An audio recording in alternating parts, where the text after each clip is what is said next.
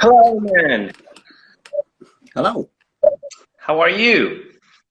Absolutely wonderful. Thank you. You? I'm so happy here today to have you in this live streaming. Uh, it's a pleasure for me. It's a pleasure for me as well. It's great for me to be here. It's the Thank you for first time letting I me have in. someone from Japan. Oh, really?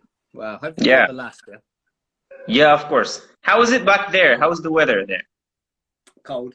Super cold, unfortunately, Yeah, but I'm used sure. to it now. Same here in Morocco. It's pretty cold and pretty rainy these days. What is cold in Morocco, though? Cold in Moroccan language?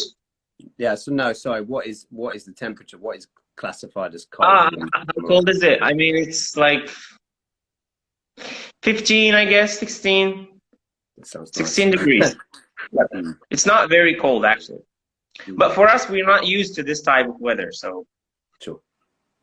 So Stu, welcome to my live. And the followers here, they want to know you. They want to get to know you better. So would you like to present yourself in some few words? Yeah, I'd love to. So my name's Stu. I'm from England. I moved to Japan about 6 years ago, and I've been here ever since. And I've taught English here the whole time, obviously. And I teach a range of people, children and kids, and I really focus on getting people to have the confidence to speak to others. That's really, I think, my key area. Great. So you're focusing on confidence, how to improve confidence in speaking. Mm, yeah, that's That's right. great. Awesome. So, Stu, we've got a couple of questions from the followers, and of course, I would like to start with some, some common questions that I usually received from the people here. And just to let you know, most of the followers here are beginners, and some of them are intermediate, but the majority of them are beginner starters. They have just started learning the English language, Sure. and I'm trying to have guests in my life so that we can ask them questions about how we start learning English independently. I mean, without having to go to language centers or something. So I would like to start with this question for the English language. Of course, now in Morocco, the first language is not English, of course. The second language is French. Mhm. But people are really interested in learning the English language. My first question to you is the English language that important? I mean, should we learn English? Should we focus? Should we give that importance to the English language, or we can learn other languages? How important is English nowadays? It's a bit unfair to ask me, an English teacher, I suppose, isn't it? But I would say that it depends on what your goal is and what your what your end journey is. If it's for work and then your aim is to speak to French people abroad, then English probably isn't the most necessary thing. But I do think in a world where English really is the world language, where you could go abroad to any country, whether you're talking just basic conversation or even business conversation, you could go to any country and nearly every conversation will start up in English between two foreign people from two different places. So I think because of that, it's important because it is the language of opportunity, I would say, would be the best way to put it. Yeah, it is the language of opportunity, sure. Now, and the need for English now is improving. Every day we see more people interested in learning the English language, and this is actually something positive. Since we want our goal, our aim, our big goal, after all, is to communicate, is to have people from different areas of the world communicating, and to have Yeah. this language, English, that people can understand in Japan, in South Africa, everywhere they can understand English. So this is actually pretty awesome, pretty good. So Stu, now the questions that I received all the time is we are beginners and we're confused. We see a lot of materials, a lot of resources online. We're confused about how to start. What would you say to these people who have just started the language? They have no basics at all. Are we talking about conversation, spoken, or are we talking about all areas? I'm talking actually about the people who wants to get started in learning like speaking as well as some writing. Sure. But So, basically, I think basically people are focusing more on speaking. okay. So obviously, Yeah. whatever language we learn, we're always best at listening and reading, because we have to do that before we can respond. You know, so automatically those two things automatically become better than the others. But in terms of starting speaking, there is like we're seeing nowadays that there can be a problem with too much input, too much information coming into the body and not enough going out. So many people study to a high level, but then cannot use their mouths to actually put out that information, or cannot use their hand to put the information back out. So I think that the key thing is, alongside your input, whether you're reading or you're listening to something regarding English, whether it's grammatical terms or grammatical points, etc., that you're learning, we have to then put that out as well somehow, because learning the language for speaking, it's not just about your brain, it's about how your mouth moves. And if your mouth is not moving, you can have all the knowledge up here, but you can't put it out. The same as if I study soccer and I've got all the information here but don't use my feet, I can't play soccer. So it's the same process. Yeah, so it's pretty interesting actually, because most of the time people, they tend to focus more on listening and reading, but when it comes to those are inputs, but there is no practice. People, they don't speak. Now, speaking about practicing the language,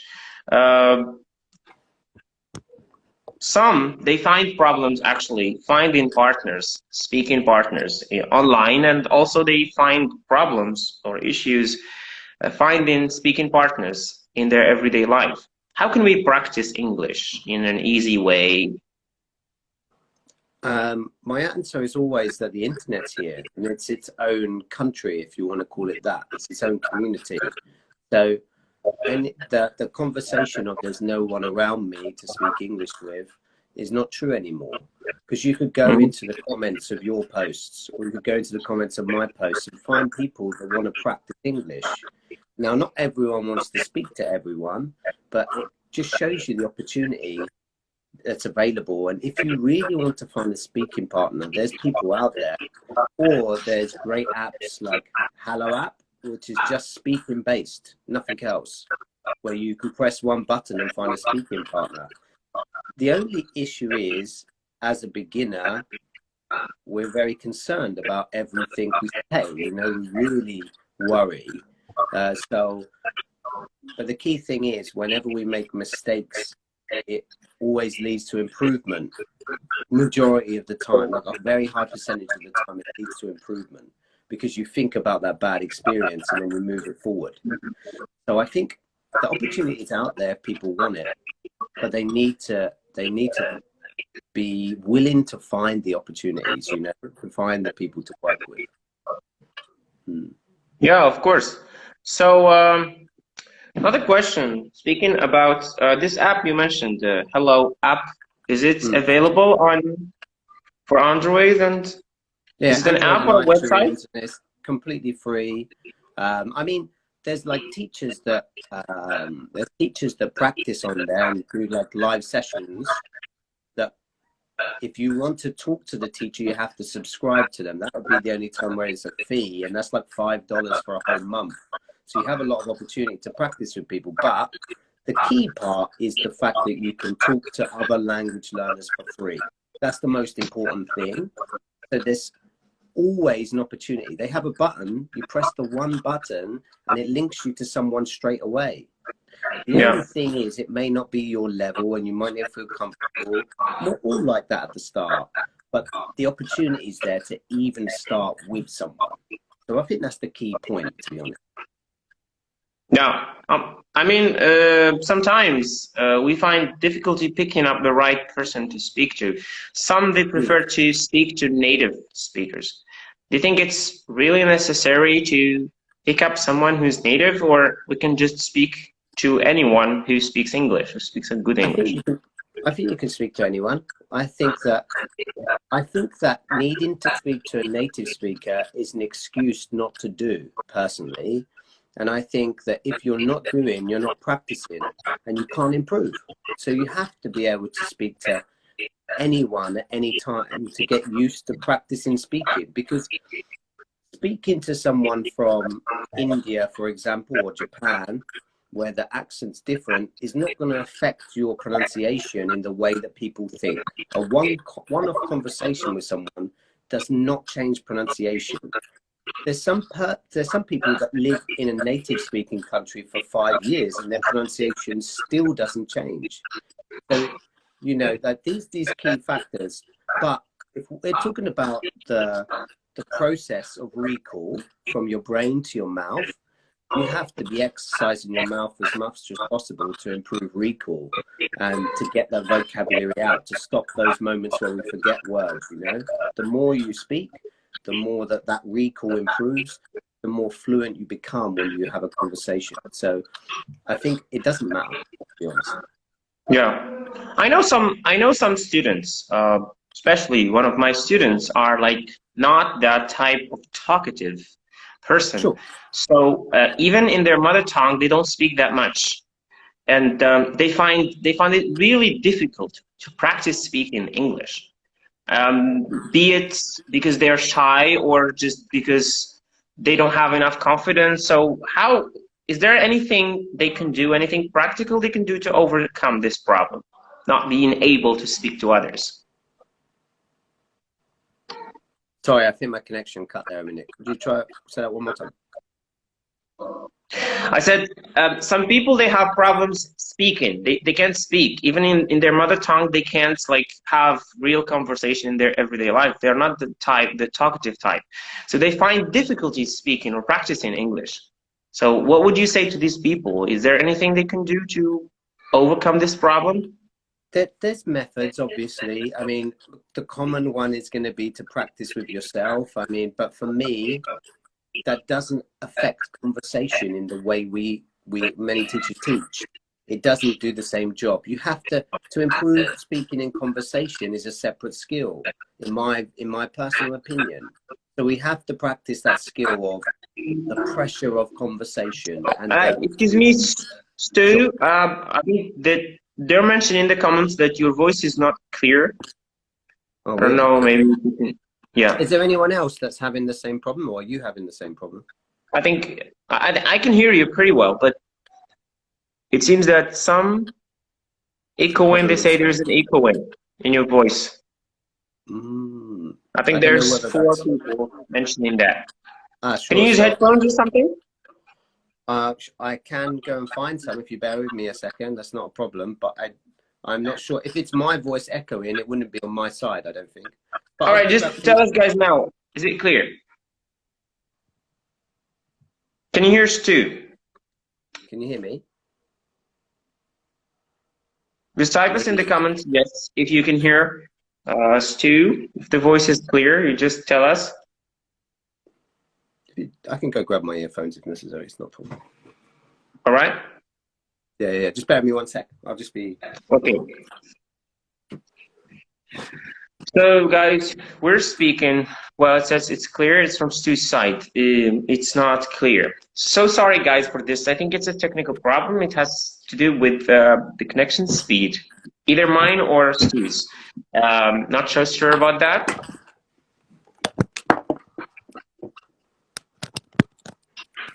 It should work now. Let's see how it goes. I think it's pretty good now. For me, I can hear you pretty well.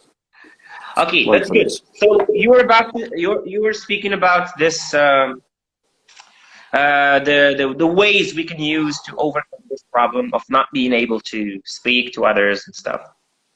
Yeah, that's right. So I think like there are ways where we can practice on our own, you know, and we can do these methods like shadowing, etc. But I don't think that helps the part of the conversation itself where, you know, we're dealing with the pressure of conversation. I think that's the difficult part, you know. So to having to respond to someone is quite difficult.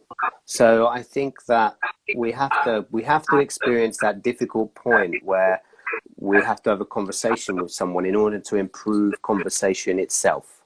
And I think that's really important for everyone to know, you know?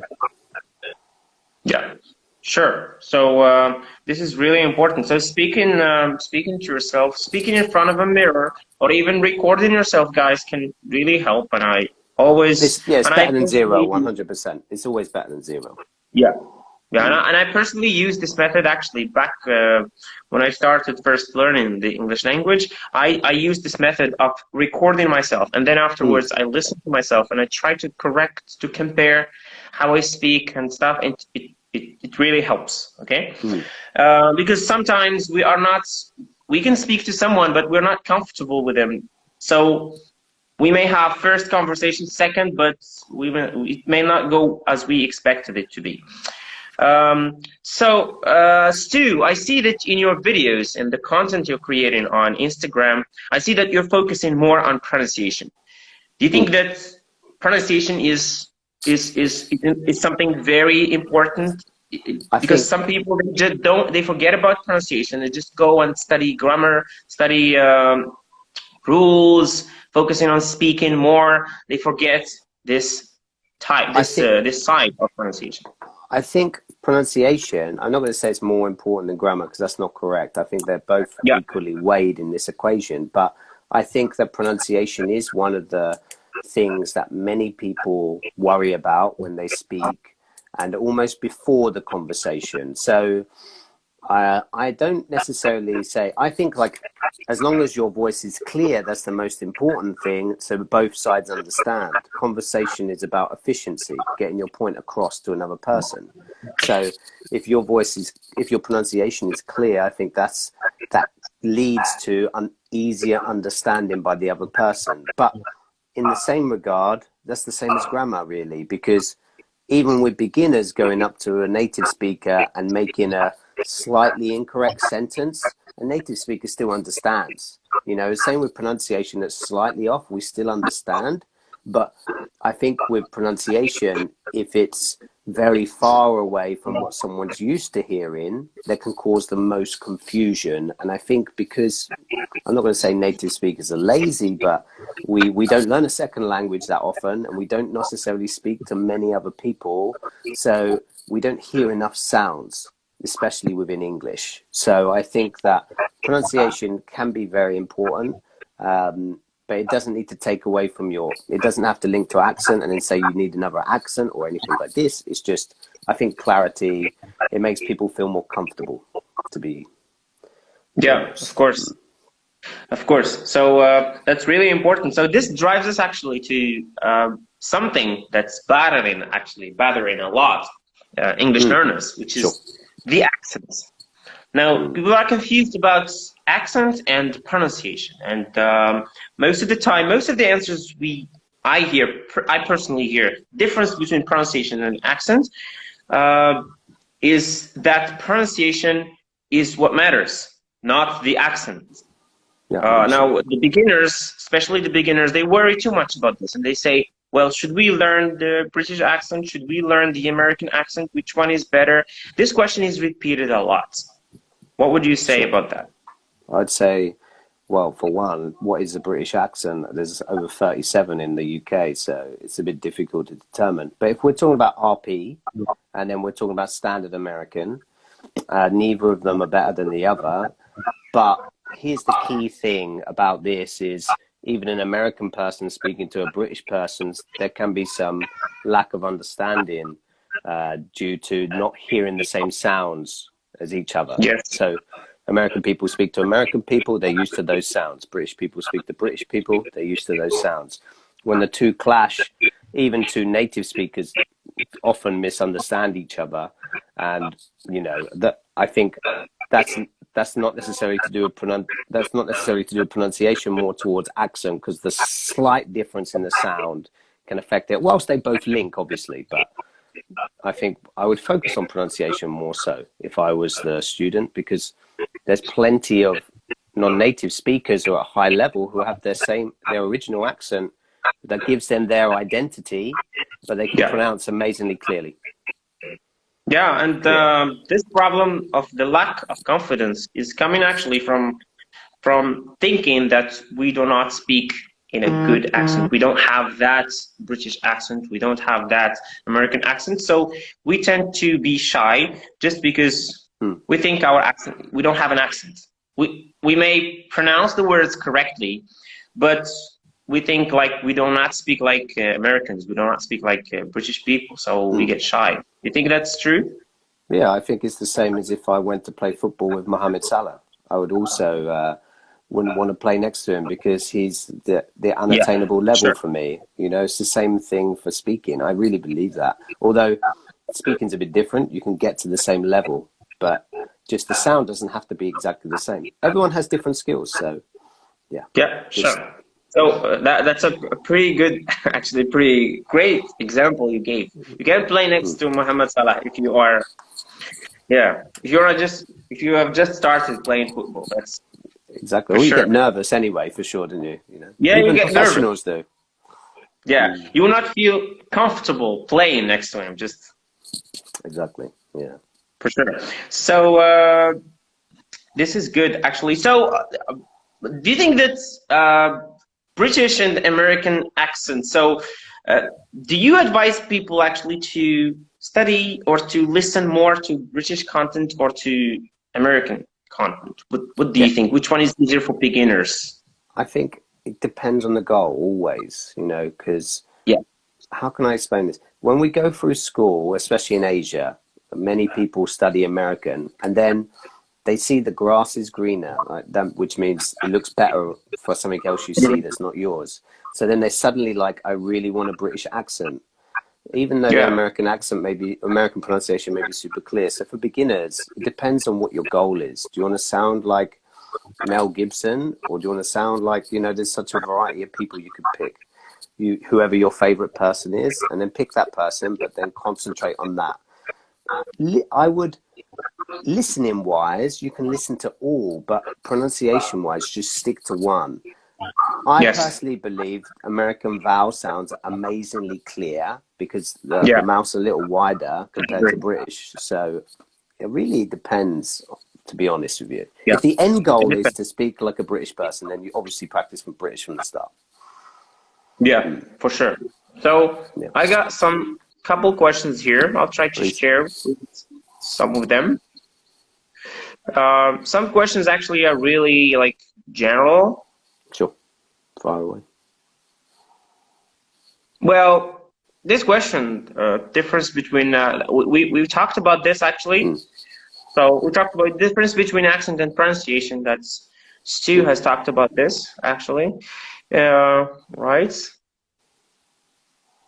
Well, I don't think if you can like give us something about this topic, how to find teaching contract, I mean, she means over Japan. Well, it really depends, you know. I mean, there's an over-reliance for native speakers in Japan. So they always employ people just from that background, which I personally don't agree with, but I think that you don't agree, Stu? I went through this process, so really I shouldn't say it, I suppose, but like looking back, I think we employ a lot of people who maybe have gone through a process of being an accountant for 3 years at university, but never studied English or taught someone. Of course. And I think the aim is to teach people, even if you have a lower understanding of English or higher, it's all about interaction with the student and understanding how to help the student the most possible.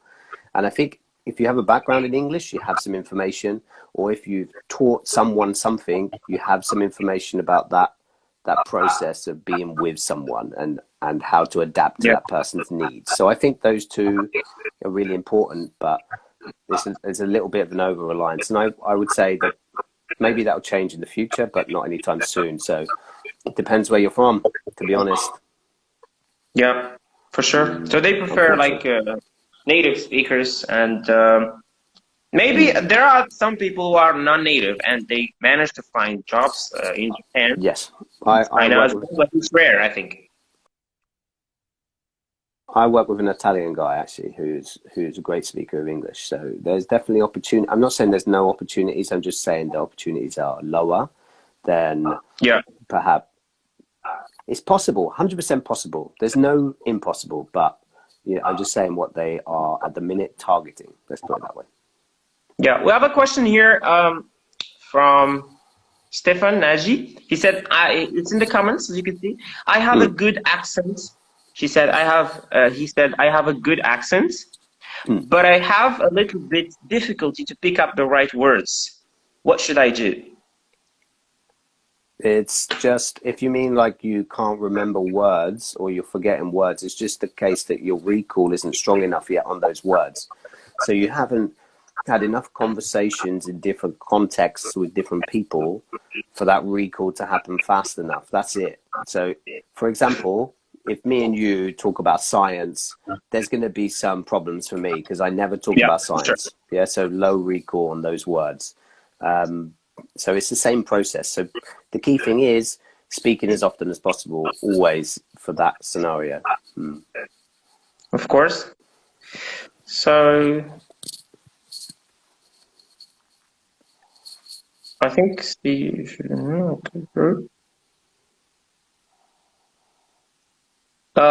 what do you think about this?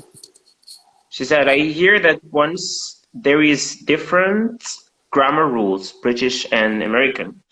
The majority of the process is exactly the same. There's just some slightly different. There's just some slight cultural differences. Let's put it that way.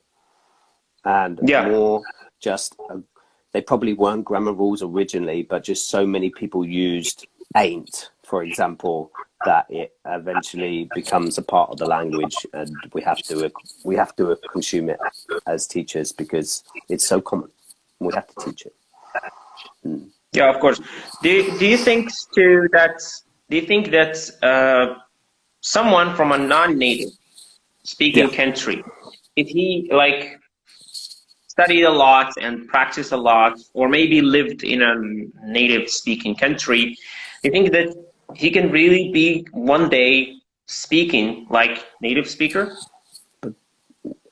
I think we're confused about what this means, though, because I think we say I want to speak like a native speaker, but perhaps we think of the highest academic level. I want to play football like Mohamed Salah, but it's very unlikely. It's the same. I always compare these two because I think they're similar. We only see the highest level of whatever we aim to achieve, and I think that kind of muddles the journey. But I think what we really want from that question is to be able to respond quickly, have a reasonable fluency for most topics is really the answer. It's really the question, and 100% so. We should be aiming for 95%, not 100%, not even 95. I normally say 80, to be honest, to be able to understand the majority and then pick up the most from context. Context is amazingly important. So yeah, for sure. That's good. So got a question here. So he or she is saying, why I don't feel comfortable at all while I'm speaking. So I love it. I feel tense up and lightened inside. What do you think about this? Not feeling confident when you speak. Yeah, so not having enough confidence. 100% is lack of doing. I compare this kind of situation to your first day at work. You know, a new job, regardless of your skill level, you're with new people and you feel nervous because of new people. You feel nervous because of situation, not because of the job. You often know what to do. So the more times you do it, though, the more times you're with people, the more comfortable you feel. So it's the same thing for speaking. The more you speak, and in as many different situations with different people as possible, the more comfortable you'll feel talking to many different people in different situations. And when practicing English, it's not a real situation. It's not something we do in real life. We don't, in our native tongue, go up to someone and say, "Hey, how are you? Let's start a conversation." We don't do this. But just in the English learning world, we do this. So it's really like a pressure situation. I think the situation is more of an effect than the English level a lot of the time for speaking. Yeah. Well, this actually another thing. Many people are like asking this question: how can I learn English quickly and in a very short time? And I was wondering if this really helping us or pushing us to learn more, or it is something that is negative. To want that desire to want to go very quickly towards like language and learn it very quickly. And even some people, they ask the following question. They ask, how can I learn English in 3 months? Can I learn English in 2 months? Learn it in 1 month? Do you think that this is useful for English learners in general?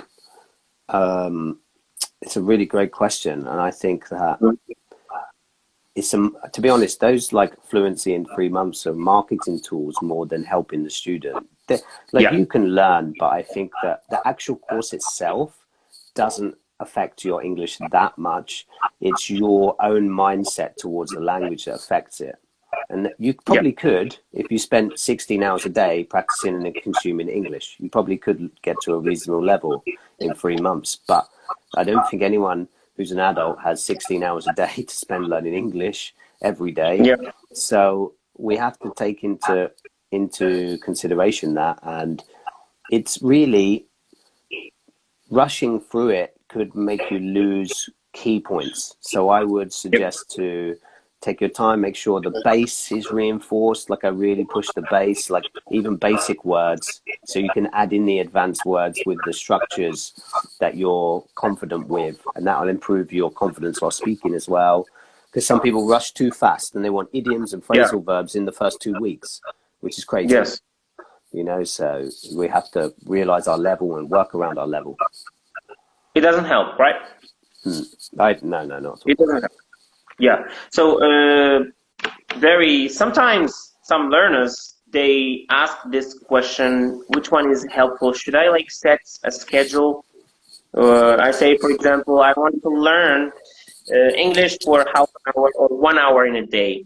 I sit, for example, on a desk and I watch something and I try to summarize, or I have a conversation, or I chat with someone like for 1 hour in a day. Or English should be learned like we should include it in our everyday life. We should should have English part of our life. I mean, your phone is in English, your laptop in English, you watch TV, you watch news, everything you do is in English.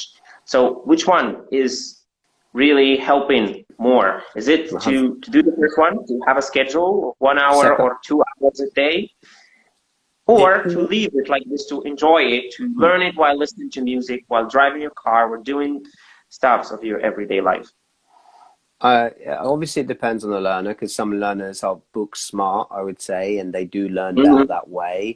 But overall, I would suggest the second, 100%, because putting it into your own daily life and changing things like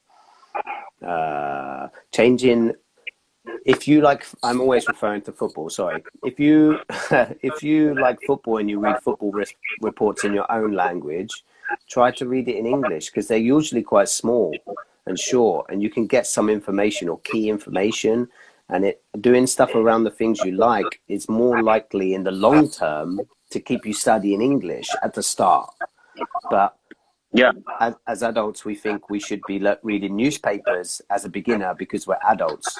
But really our level doesn't feature that at all. So I would stick to things that you like and immerse yourself within your daily routine.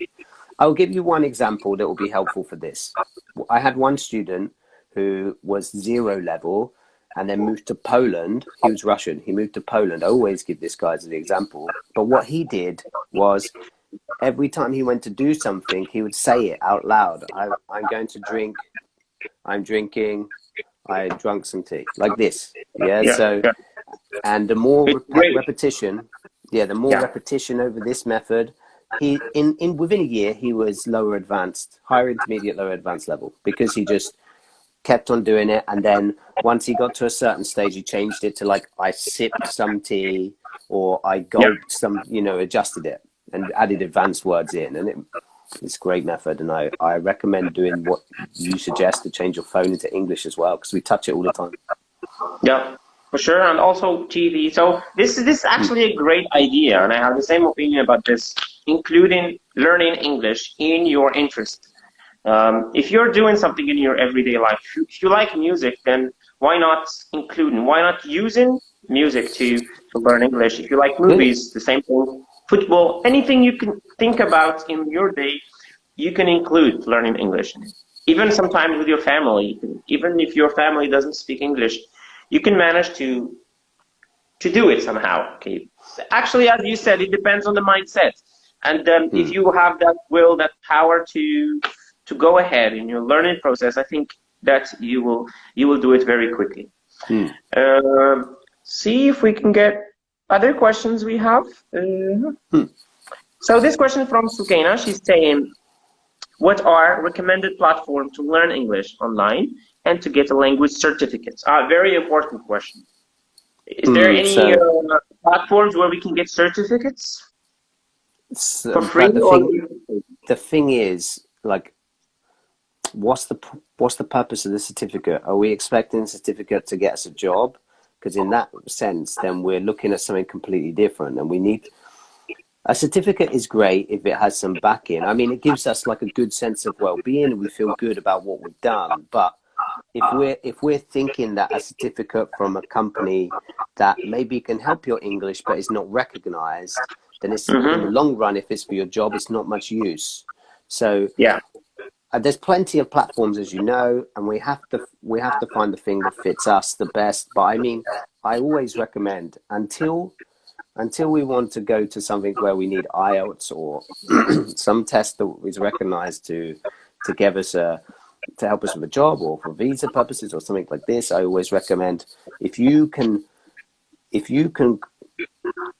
direct your question correctly into Google or to YouTube, you'll find good lessons. But if your question is how to be like a native speaker, it's not going to help you. It has to be more specific. The question has to be super specific. You get great information out then. But if it's too vague, it's not good enough, you know. So that's really the key. Yeah, but just for like some levels, some tests that are done just to test your level. So obviously, I mean, there's sorry.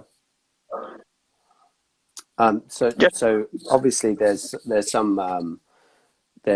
some different tests around, but I mean, I don't, when people ask me this question, it really depends on their goal. So I mean, there's a Cambridge exam, etc. So there's plenty of ways of doing it, and they're all out there. You could just, you can get the same information from the same place, but it depends on the goal. The goal is really important for me, always, for the student. Yeah, it's actually a very major key, the goal, because if you're telling me that you're learning English for this purpose, then you are different from someone else. You can't be. So we've got some other questions. I don't see how what the meaning of this question, how to stick to one particular accent.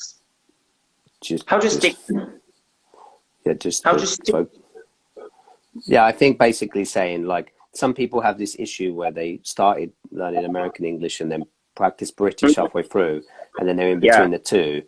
So the key is just to immerse yourself in things from that accent only. So whatever if you want to practice American, you just watch American TV and you do your shadowing from the American TV shows, and then you practice pronunciation from an American side of things, rather than confusing yourself and going to the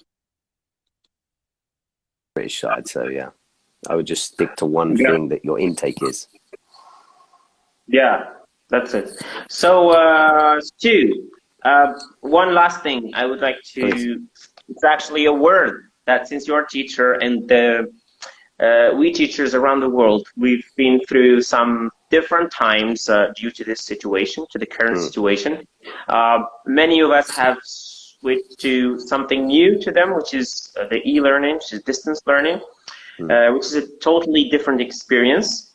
And I think that you have something to say about this. Any tips, anything that you would like to say to teachers around the world about the current situation? Yeah, I mean, like, it's a tough one, isn't it, for both students and teachers? But I think it's an opportunity that has been arisen out of circumstance, and now we can, if we can get over the challenges with technology when we're new to it, the online community is really invaluable for both.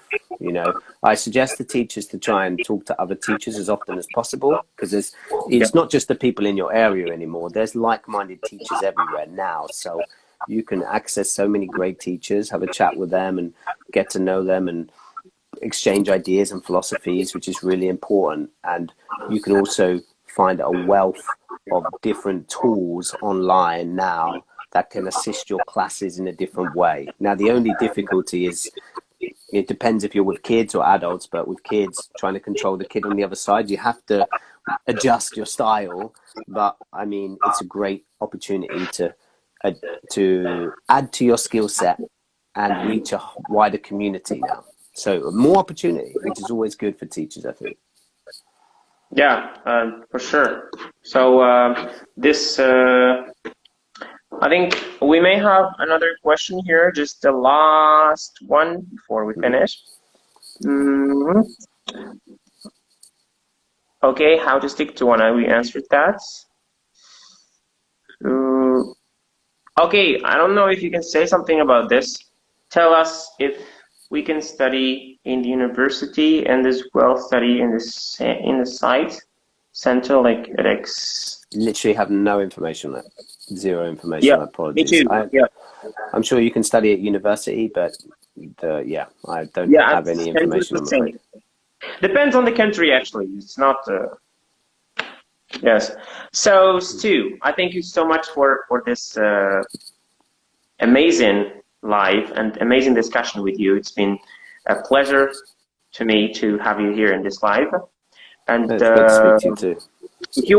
If you'd like to say something or any last words. Yeah, I just think, like, whoever's out there, please continue doing as hard as you are right now. By being here is a great step.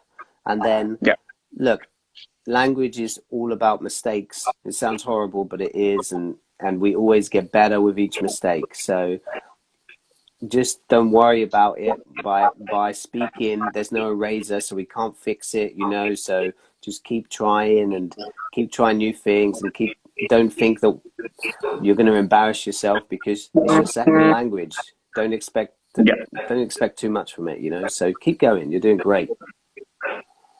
Thank you so much, Stu. And no worries, guys. This live will be saved, and don't forget, of course, to go and follow Stu. He's got some really interesting stuff to share with you, especially pronunciation. Some great videos about pronunciation and some confusing words.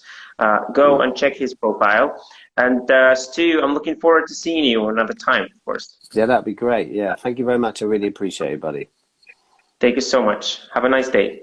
You Actually, too. It's a good night there. It is for me. Yeah, it's 10 p.m. Yeah, it's great to speak to you anyway. Thank you. Thank you so much. Cheers. So that was it for today's live. It was really interesting to have you all guys here. And this live will be saved, so you can rewatch it again.